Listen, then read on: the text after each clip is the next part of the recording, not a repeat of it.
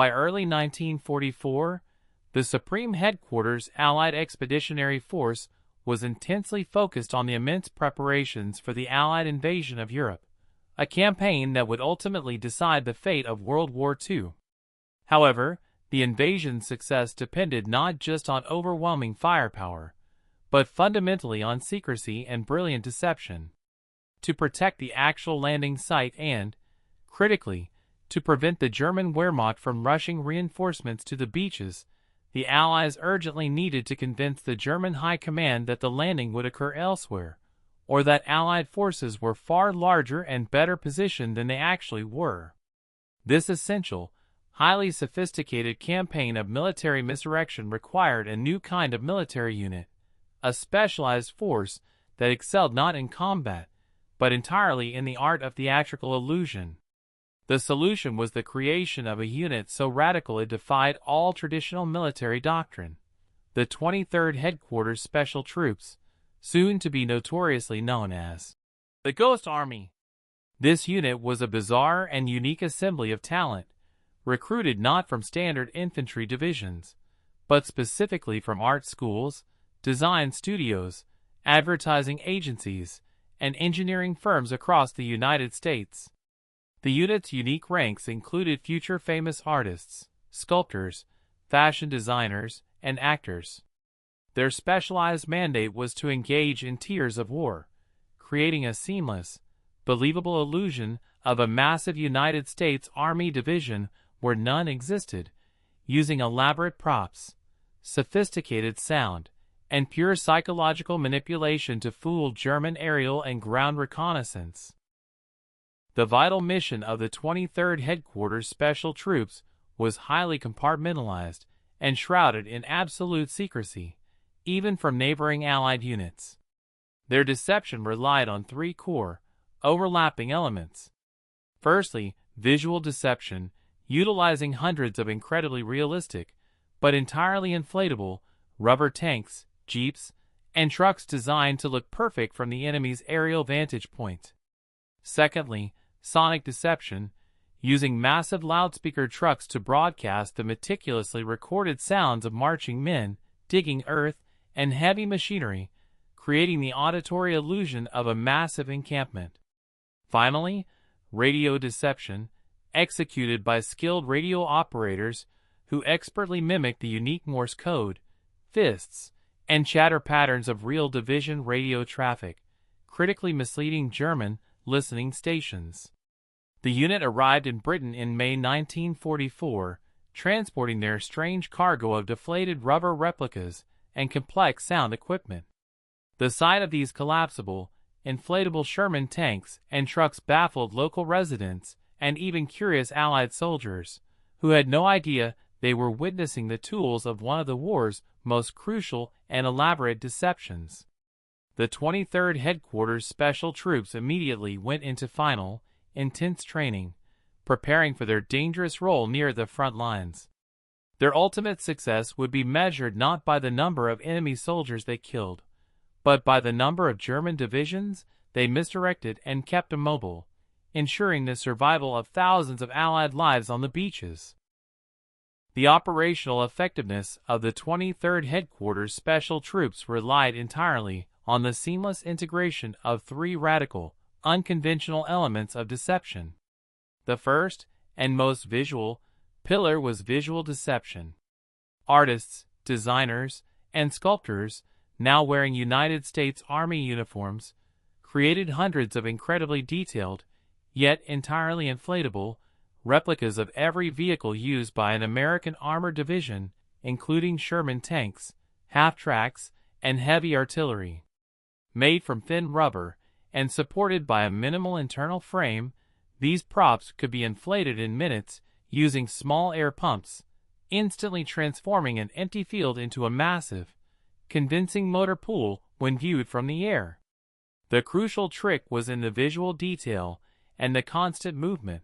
The unit had to continually adjust the placement of the fake tanks to simulate the natural, large-scale movement of a real military force. The second, equally vital pillar of their illusion was sonic deception. The German military heavily relied on acoustic monitoring to gauge the size and movement of Allied units, often listening for engine noise and troop activity. To counter this, the 23rd Headquarters Special Troops utilized powerful, customized loudspeaker trucks to broadcast pre-recorded soundtracks. These soundtracks were painstakingly engineered audio loops of actual division sounds: the roar of tank engines, the heavy rumble of supply trucks, the shouting of commanders, and the distinct sounds of troops setting up camp. Positioned strategically, these sound effects could be expertly directed to cover a wide radius of up to 15 miles, creating the powerful and misleading auditory illusion that a vast, genuine United States Army division was settling into the area, effectively consuming German intelligence resources and diverting their attention. The final, sophisticated pillar of their illusion was radio deception. Every armored division had a unique radio signature defined by the volume, speed, and subtle irregularities of its Morse code operators, known as their fists. A small team of highly skilled radio operators within the 23rd Headquarters Special Troops meticulously mimicked the specific radio chatter, encryption patterns, and unique fists of the genuine United States Army divisions they were impersonating. They broadcast a steady, carefully managed stream of fake command and control traffic, expertly crafted to convey urgency, confidence, and the deployment of a large, credible fighting force. This targeted effort was specifically designed to confuse German intelligence listening posts, convincing them that the Phantom Force was indeed real and active. The unit's first operational deployment in France after the Allied invasion immediately proved the profound effectiveness of their combined illusion. Working perilously close to the front lines, the 23rd Headquarters Special Troops would spend days establishing a phantom camp, deploying their rubber tanks, orchestrating their sonic loops, and broadcasting their fake radio chatter, only to pack up everything silently under the cover of darkness and immediately redeploy miles away. Time and again, intercepted German messages confirmed that the German Wehrmacht was successfully fooled, diverting its aerial reconnaissance and delaying the movement of actual fighting divisions to counter large threats that literally did not exist. The theatrical illusion was working flawlessly, saving thousands of lives and buying crucial time for the real Allied buildup. The true test of the 23rd Headquarters Special Troops began shortly after the Allied invasion of France, when the strategic landscape urgently required the first massive deception to cover the movements of a real, crucial United States Army division.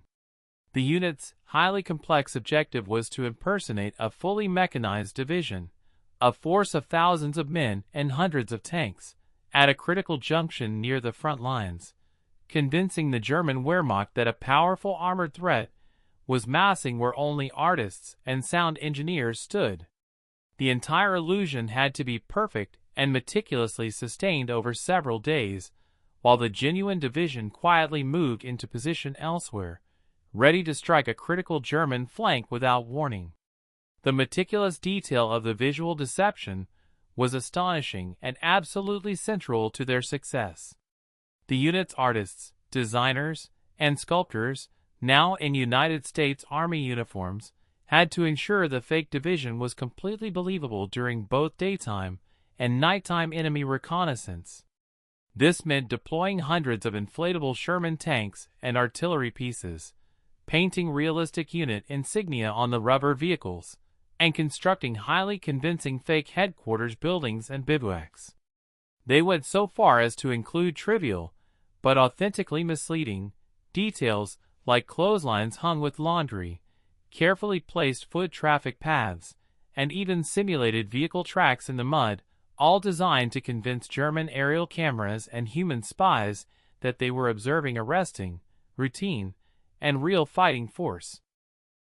The operational missions were carried out under immense physical and psychological danger.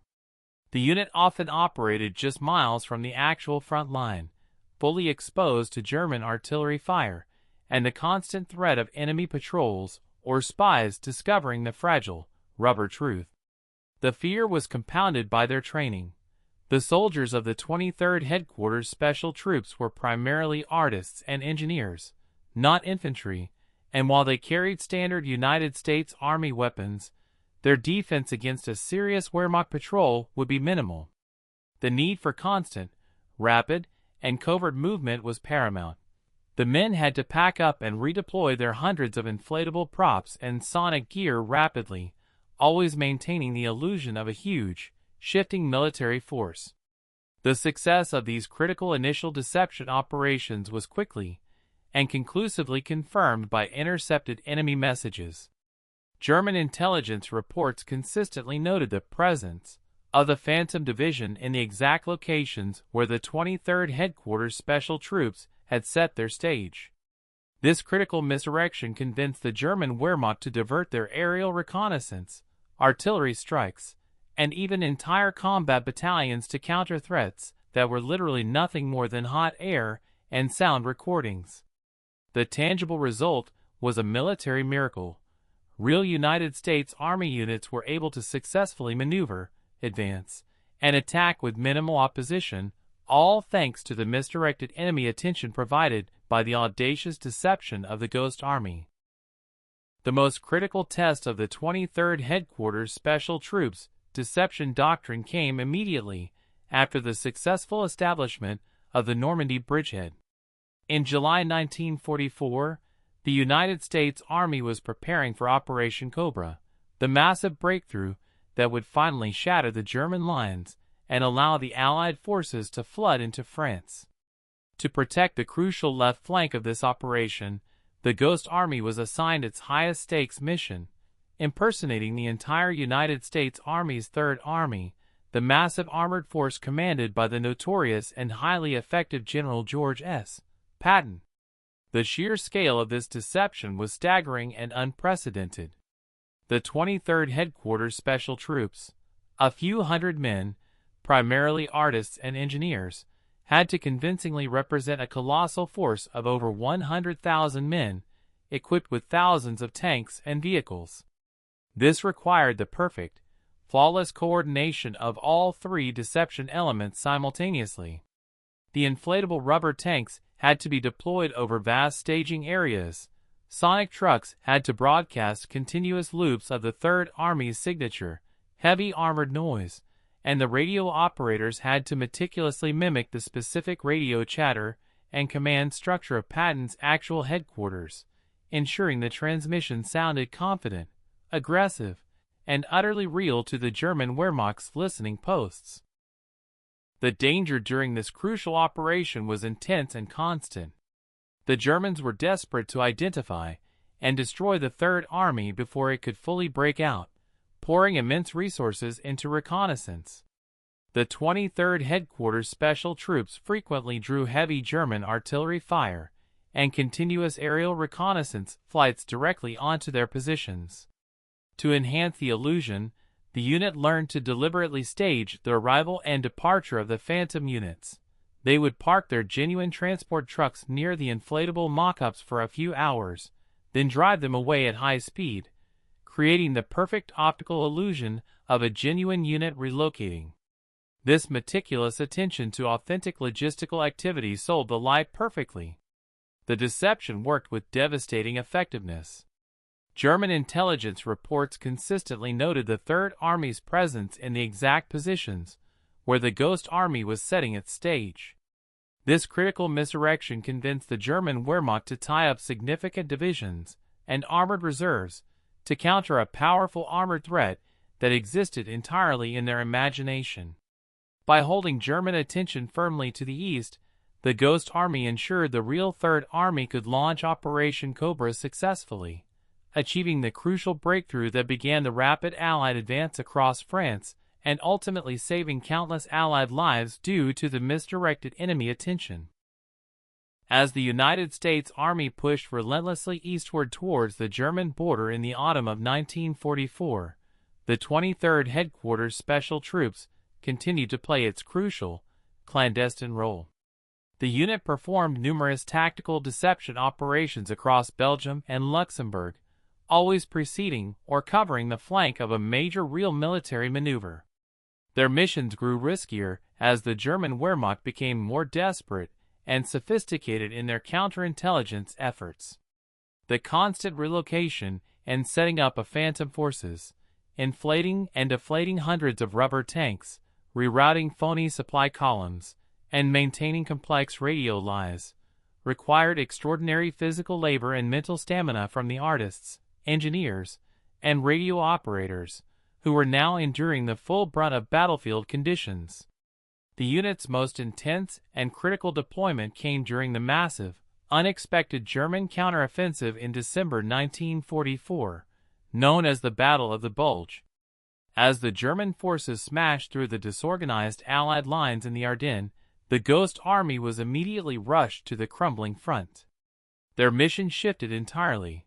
They were no longer faking a mass advance, but actively covering dangerous gaps in the line, impersonating strong, real United States Army units that were either retreating or holding key defensive positions. Their job was to create the illusion of American strength where only a handful of genuine, scattered troops remained, buying crucial hours for the real fighting divisions to mobilize and counterattack the German salient. The extreme winter weather during the Battle of the Bulge introduced unique and profound challenges to the theatrical deception. Snow and ice made sonic deception less effective, as ground cover absorbed the noise, and the inflatable tanks were difficult to deploy and move quickly in the freezing cold. Furthermore, the German Wehrmacht's use of English-speaking commandos infiltrating the lines meant the Ghost Army's own personnel faced direct scrutiny and danger. They were often forced to pose as battle-weary infantry, despite their lack of combat training, simply to maintain the illusion of unit density in a rapidly collapsing front. The line between illusion and reality blurred perilously close to the actual fighting and the sound of enemy artillery fire. The deployment of the 23rd Headquarters Special Troops proved absolutely critical in protecting the key supply hub of Bastogne and several other crucial road intersections. Their deception successfully masked the true weakness of the United States Army's line in the initial, terrifying days of the German attack. By leading German reconnaissance and forward elements to believe massive American forces were entrenched nearby, the Ghost Army delayed crucial German movements. This calculated distraction allowed the real United States Army to deploy their armored divisions to the necessary defense points, directly impacting the ultimate failure of the entire German offensive. The artists and sound men had once again saved thousands of lives through the sheer power of misdirection and theatrical genius.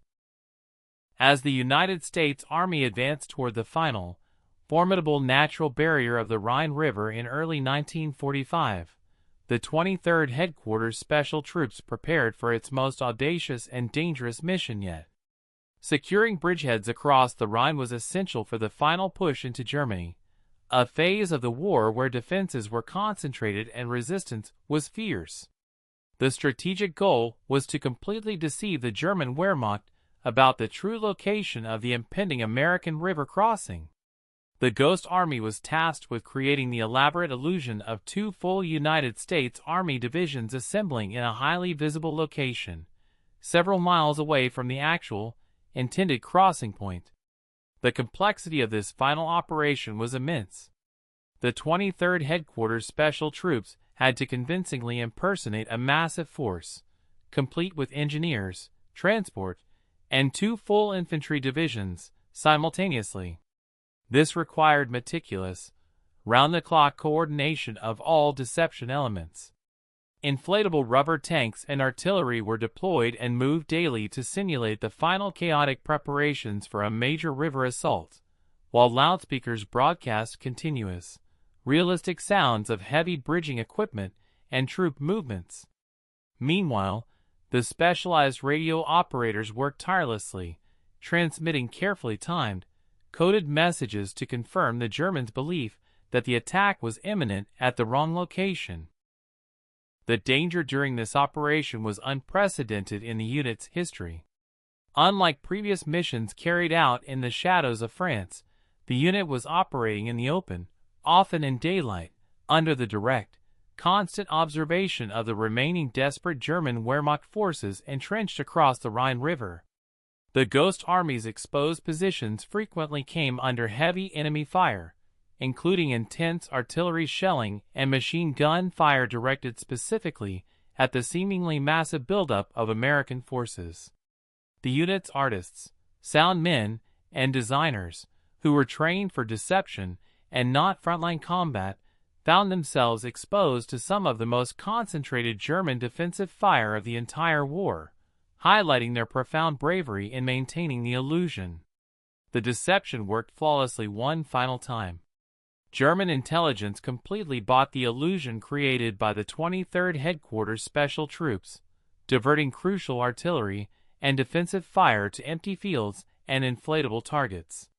This master act of psychological warfare ensured that when the real United States Army divisions crossed the Rhine River at the actual, intended locations, they did so with dramatically fewer casualties than had been anticipated. The success of this final, highly perilous deception played a critical, direct role in securing the bridgeheads that led to the final, rapid collapse of the German Western Front. With the successful crossing of the Rhine River and the rapid collapse of the Western Front, the 23rd Headquarters Special Troops moved deeper into Germany for their final operational phase. Their missions during these last few weeks focused less on massive strategic deception and more on tactical illusion, protecting key United States Army supply lines, confusing the last remaining pockets of German Wehrmacht resistance, and masking the vital movements of Allied commanders. The artists, sound men, and radio operators continued their work tirelessly, constantly setting up and striking their phantom camps, ensuring that even in defeat, the German military remained thoroughly confused about the true strength and disposition of the advancing American forces until the final armistice was signed. The war in Europe officially ended in May 1945. The immediate relief among the 23rd Headquarters Special Troops was immense, coupled with a deep sense of professional pride. They had successfully participated in over 20 major field deceptions across France, Belgium, Luxembourg, and Germany, and their operational successes were staggering. Post-war analysis would eventually credit the unit with directly saving thousands of lives by consistently diverting German attention and valuable artillery fire away from real United States Army divisions. The unique unit, composed primarily of non-combat specialists, had successfully won its secret war through theater and illusion. However, the unit's profound success immediately guaranteed that its existence would remain classified. Immediately upon the cessation of hostilities, every member of the 23rd Headquarters Special Troops was ordered to sign extensive documents guaranteeing absolute silence about their unit's existence and the true nature of its missions. The entire operation was classified top secret. This mandate meant that the soldiers returned home without public medals for their direct actions, without parades, and critically, without the ability to tell even their closest family members about the unique, life-saving work they had done. The official United States Army records deliberately obscured their actual deployment history to protect the effectiveness of strategic deception for any future conflicts. The immense sacrifice of secrecy meant the soldiers, who were heroes of psychological warfare, had to resume civilian life as if they had merely been part of an unglamorous transport or service unit. The painters, sculptors, and radio operators who had expertly fooled the German High Command and saved thousands of lives had to keep the incredible story of the inflatable tanks and the sound effects trucks locked away for decades. The official silence cast a profound, long shadow over their immense and unique contribution, transforming them into the true, anonymous heroes of World War II, their names entirely unrecorded in the triumphant narratives of the final victory. For over 50 years, the incredible history of the 23rd Headquarters Special Troops remained locked away in top-secret United States Army archives. The soldiers who returned home, the artists, designers, and radio operators were bound by the oath of silence, unable to speak of the inflatable tanks or the stage theater of war they had executed. Many of these men went on to achieve fame in their civilian careers. For instance, members later became celebrated artists, sculptors, and writers. Yet, during the decades of enforced secrecy, they continually carried the knowledge that their most important collective work, which had contributed directly to the liberation of Europe, remained entirely unknown and uncelebrated, a unique and profound sacrifice made in the name of future national security. The operational analysis conducted by the United States Army after the war confirmed the astonishing success of the Ghost Army's unique methods.